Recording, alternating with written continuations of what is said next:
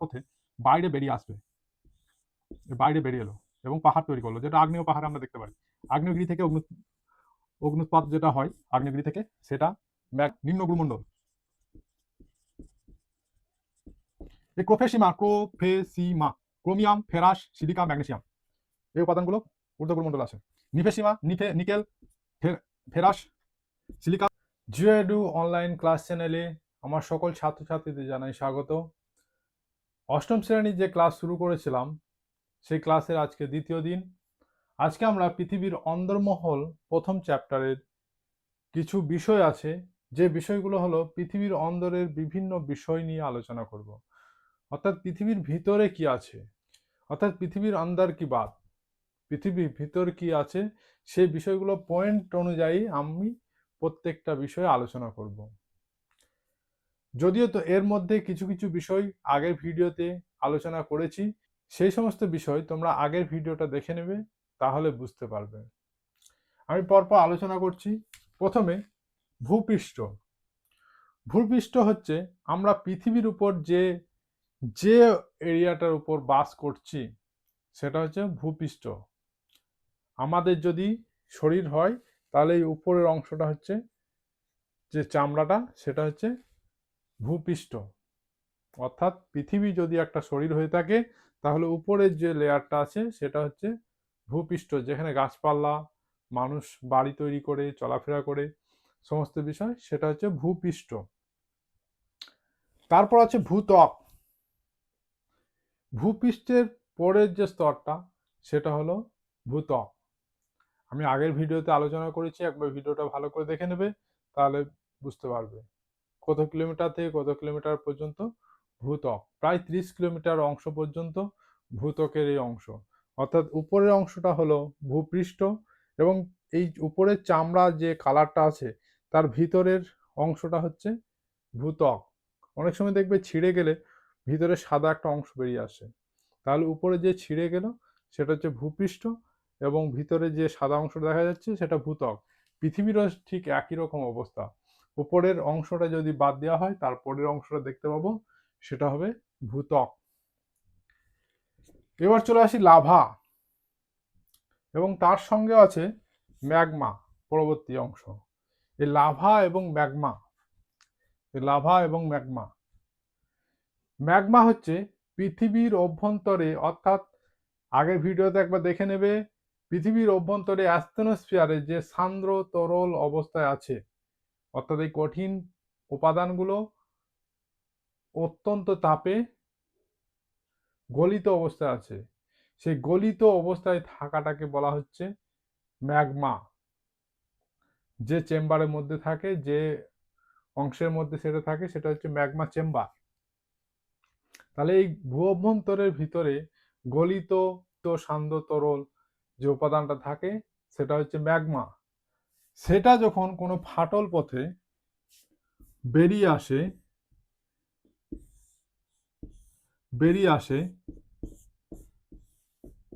এই ভূপৃষ্ঠ, এর নিচেতে ম্যাগমা অবস্থিত। এই ম্যাগমা যখন এই পথ বেয়ে বাইরে বেরিয়ে আসে, তখন যেটা বেরিয়ে আসে সেটা হচ্ছে লাভা। এই ভূপৃষ্ঠের নিচে, ভূ অভ্যন্তরের নিচে, এটা ম্যাগমা, এবং যেটা বেরিয়ে এলো সেটা হচ্ছে লাভা। ছবিটা বুঝতে পারছো না হয়তো, আর একবার আঁকি। দেখো, পৃথিবী পৃষ্ঠ অর্থাৎ ভূপৃষ্ঠ, এই ভূ অভ্যন্তরের মধ্যে ম্যাগমা আছে। এই ম্যাগমা যখন কোনো একটা ফাটল পথে বাইরে বেরিয়ে এলো এবং পাহাড় তৈরি করলো, যেটা আগ্নেয় পাহাড়ে আমরা দেখতে পারি। আগ্নেয়গিরি থেকে অগ্নুৎপাত যেটা হয় আগ্নেয়গিরি থেকে, সেটা ম্যাগমা বেরিয়ে আসে বাইরে, যেটাকে লাভা বলা হয়। তাহলে এটা ম্যাগমা, এটা বেরিয়ে যখন এলো তখন সেটা হলো লাভা। আশা করি বুঝাতে পারলাম। এটা হলো ঘনত্ব। ঘনত্ব অর্থাৎ 1 সেন্টিমিটার বা 1 মিটার বা যাই হোক সেন্টিমিটারে দেখানো হয় ঘনত্বটা। 1 সেন্টিমিটারের মধ্যে কতটা পরিমাণ উপাদান আছে সেটা হচ্ছে তার ঘনত্ব। পৃথিবীর ঘনত্ব কত? গড় ঘনত্ব হচ্ছে 5.5 গ্রাম পার সেন্টিমিটার ঘন সেন্টিমিটার। অর্থাৎ 1 সেন্টিমিটার দৈর্ঘ্য, 1 সেন্টিমিটার প্রস্থ এবং 1 সেন্টিমিটার উচ্চতা, এর মধ্যে যে পরিমাণ উপাদান আছে তার যে ওজনটা সেটা হচ্ছে 5.5 গ্রাম, 5.5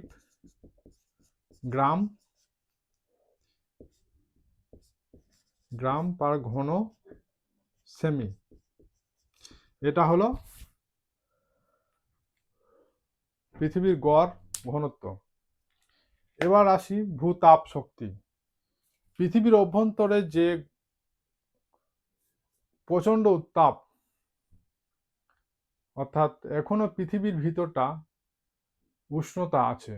পৃথিবীর বাইরেটা ঠান্ডা হলেও পৃথিবীর ভিতরে উষ্ণতা আছে, আর সেই উষ্ণতাই হলো ভূতাপ শক্তি। এই ভূতাপ শক্তিকে কাজে লাগিয়ে বিদ্যুৎ উৎপাদন করা হয়, সেগুলো আমরা পরে জানবো। তারপর আছে জ্বালামুখ। জ্বালামুখ কি? এই যে আমি আগ্নেয়গিরি একটা আঁকলাম, এই যে পথ দিয়ে লাভা বেরিয়ে আসছে বা ম্যাগমা বেরিয়ে আসছে, এই মুখটাকে বলা হচ্ছে লাভা মুখ, জ্বালামুখ। এই যে অংশটা দিয়ে বেরিয়ে আসছে গলিত ম্যাগমা, সেটাকে বলা হচ্ছে জ্বালামুখ। উষ্ণ প্রস্রবণ পরবর্তী অংশ। উষ্ণ প্রস্রবণ ভূ অভ্যন্তর থেকে যখন উষ্ণ জল বেরিয়ে আসে প্রস্রবণ আকারে, তখন সেটাকে বলা হচ্ছে উষ্ণ প্রস্রবণ। যেমন বক্রেশ্বরে আমরা উষ্ণ প্রস্রবণ দেখতে পাই। শিয়াল, সীমা, বিযুক্তি রেখা, অ্যাস্তনোস্ফিয়ার, এই বিষয়গুলো আমি আগের ভিডিওতে আলোচনা করেছি, ভিডিওটা দেখে নেবে। ভিডিওটার লিংক আমি দিয়ে দিলাম উপরের কার্ডে, তোমরা দেখে নেবে ভিডিওটা। এরপর আছে গুরুমণ্ডল, কেন্দ্রমণ্ডল, এই বিষয়টাও ওই ভিডিওতে আলোচনা করেছি, দেখে নেবে। পরবর্তী আছে ক্রোফের সীমা, নিফের সীমা, যেটা বলা হয়নি পূর্বের ভিডিওতে। ক্রোফের সীমা এবং নিফের সীমা পূর্বের ভিডিওতে তোমরা দেখবে যে ঊর্ধ্ব গুরুমণ্ডল এবং নিম্ন গুরুমণ্ডল, ঊর্ধ্ব গুরুমণ্ডল এবং নিম্ন গুরুমণ্ডল যে অংশ দুটো আমরা দেখতে পাচ্ছিলাম, সেই ঊর্ধ্ব গুরুমণ্ডলকে বলা হচ্ছে ক্রোফের সীমা, ক্রোফে সীমা, এবং এটা হচ্ছে ঊর্ধ্ব গুরুমণ্ডল।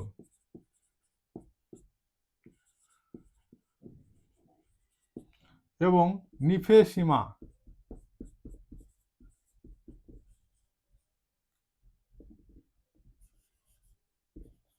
নিফে সীমা এটা নিম্ন গুরুমণ্ডল।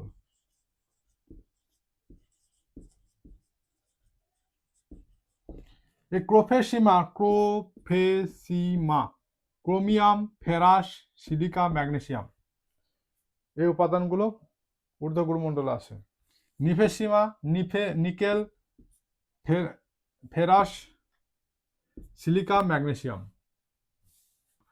এটা নিয়ে নিম্ন গুরুমণ্ডল গঠন করেছে। ক্রোফের সীমা, নিফের সীমা তাহলে বোঝা গেল। এরপর আছে ভূমিকম্প তরঙ্গ। ভূমিকম্প তরঙ্গ পূর্বের ভিডিওতে একটু আলোচনা করেছি, আবার বলছি। পি তরঙ্গ, এস তরঙ্গ এবং এল তরঙ্গ। পি তরঙ্গ হলো প্রাথমিক তরঙ্গ বা প্রাইমারি ওয়েভ, প্রাথমিক তরঙ্গ।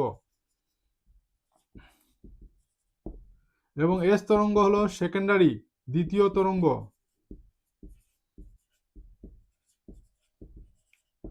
বা সেকেন্ডারি ওয়েভ।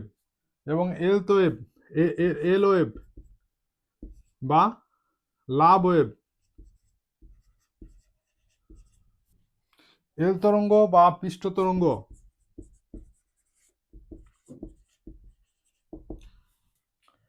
এই প্রাইমারি তরঙ্গ বা পি ওয়েভটার গতিবেগ সবচেয়ে বেশি।